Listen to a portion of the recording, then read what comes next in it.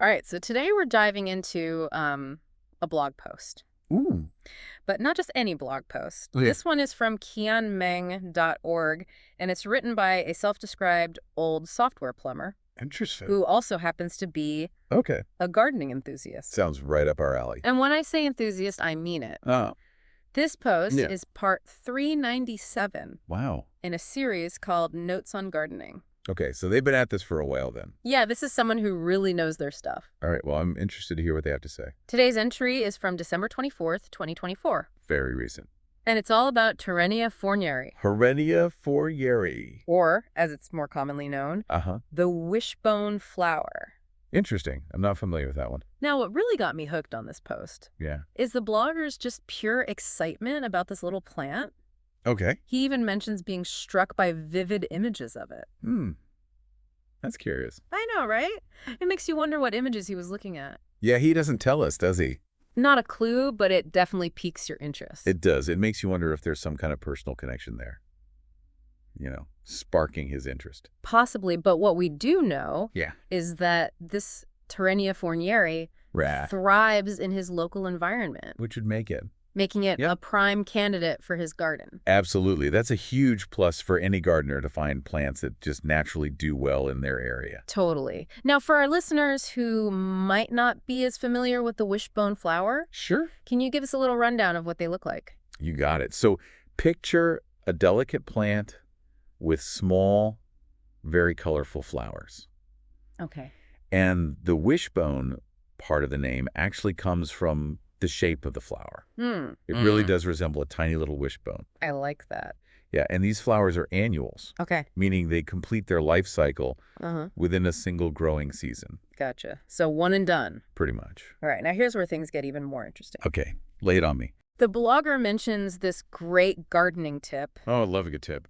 about using mature Torenia fournieri to fill gaps in large pots Okay, that's interesting. Why is that? because they're masters of self-seeding. Self-seeding. Mm-hmm. A real game changer for some gardeners. It really is. And, this might be particularly appealing to our software plumber turned gardener here. You think so? Well, think about it. It's a low-maintenance approach, Yeah. It allows the garden to kind of evolve naturally. Yeah, that's a good point. It makes you think about how gardening philosophies can actually reflect someone's overall approach to life. Definitely. I mean, this blogger clearly has a lot going on with his software work, his fish keeping, Right. all sorts of other projects he mentions on his blog. So maybe the self-seeding aspect just fits right in with his style, like letting things unfold organically. I think you're onto something there. But wait, there's a twist. Oh. The blogger seems a bit conflicted about the wishbone flower. He says, although I'm not particularly fond of the flower shape, its long flowering period and compact foliage, which completely fills the pot, tempt me to try it. So there's dilemma. Yeah. It sounds like our blogger's facing a classic gardener's dilemma. What's that? Well, it's aesthetics versus practicality. He might not be head over heels for the flower shape, Right. but he appreciates its long flowering period and the way it fills a pot with lush foliage. Yeah, that makes sense. It suggests he values a garden that's low maintenance, but still visually appealing. Yeah, it sounds like practicality might be winning out here. But isn't it interesting how a plant's appeal can go beyond just looks? Absolutely. Like the fact that it's a reliable bloomer and easy to manage. Yeah, those are definitely big factors for a lot of gardeners. Right, especially these days when people are so busy. Totally. Okay. It highlights how our appreciation for plants can evolve beyond the purely aesthetic. Yeah. For some gardeners, factors like hardiness, longevity, Right. ease of care, Mm-hmm. they all become equally important. Exactly. Yeah. It makes me wonder if his background in software plays a role here. Oh, so. Well, maybe he's drawn to the efficiency and predictability of a plant like Torenia fournieri. Okay. It's like a well-coded program. It just works. I like that analogy. Thanks. It's almost like he's looking for a plant that's as dependable as a well-written line of code. That's an interesting thought. And to top it all off, he ends the post by saying, this is definitely something to investigate further in the new year. Ooh. Okay. So now I'm curious, what kind of research do you think he'll dive into? Well, he might start by exploring the world of Torenia fournieri varieties. You mean like different types? Exactly. Fuck. There's actually quite a bit of diversity within this species. Really? Yeah, with some boasting more unique flower shapes than others. Oh, so maybe he's hoping to find one that ticks both boxes. Yeah, aesthetically pleasing and easy to grow. That would be the ideal scenario. For sure. I mean, I remember struggling to find a Torenia variety that would thrive in my shady garden. Oh, yeah, shade can be tough. It really can. But eventually I stumbled upon the Kauai Rose variety. Kawairos. Yeah, it has these gorgeous, deep pink flowers that just pop in the shade. It was a total game changer. So research pays off. It really does. Beyond aesthetics, I'm sure our blogger will be looking into the best planting and care techniques for his specific climate. That's a good point. Things like soil type, sunlight exposure, Right. watering schedules. Yeah, all that good stuff.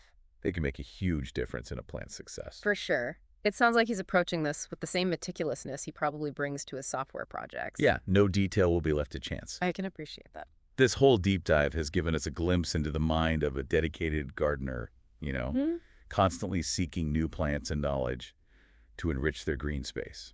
It really is a continuous journey of discovery. It is. And it makes me wonder what's driving your passion for gardening. That's a great question. What is it about plants that captivates you? Oh, that's a tough one.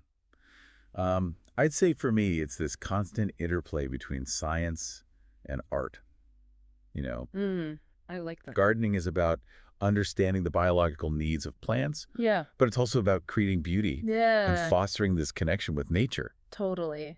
And it's so rewarding too, right? Oh, absolutely. Like to nurture a plant from seed to bloom, Yeah, witnessing that whole cycle of life unfold. it's amazing. You know what else strikes me about this blog post? What's that? It's just one tiny snapshot Yeah. of this guy's passion. Right. We're looking at part 397 in a series. I know, it's mind-boggling.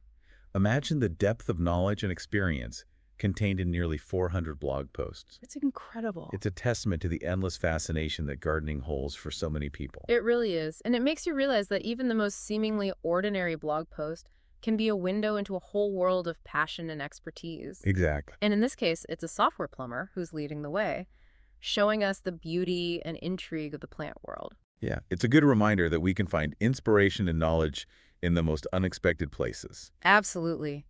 Who knows what other hidden passions and areas of expertise are out there, just waiting to be discovered. Well said. Yeah. Well, for all of you listening, we'd love to hear from you. What sparked your interest in the garden lately? Yeah, tell us about it. Maybe it's a new plant, Yeah. a unique gardening technique, or simply the joy of watching things grow. Share your discoveries and let's keep the conversation blooming.